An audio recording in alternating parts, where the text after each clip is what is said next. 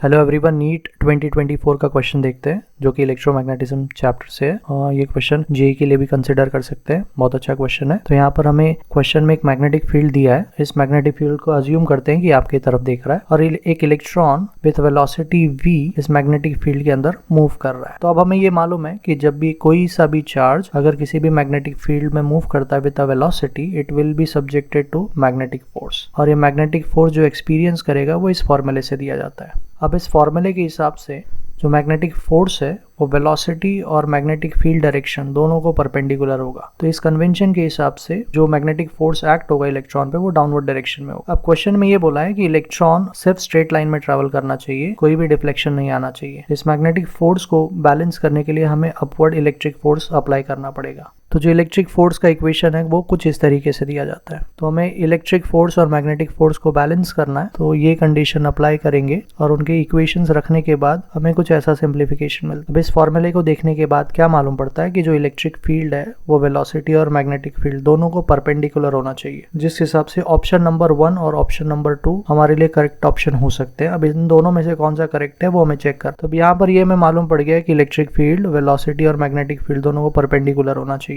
और यहाँ पर जो वेलोसिटी है और मैग्नेटिक फील्ड है वो भी एक दूसरे को परपेंडिकुलर है। तो हम थीटा को 90 कंसीडर करके और जो वेलोसिटी है जो कि हमें क्वेश्चन में दिया है वो रखने के बाद सॉल्व करेंगे तो हमें इलेक्ट्रिक फील्ड का वैल्यू कुछ इस तरीके से मिलता है। और केयरफुल ऑब्जर्वेशन से जो करेक्ट ऑप्शन है वो ऑप्शन नंबर 2 है।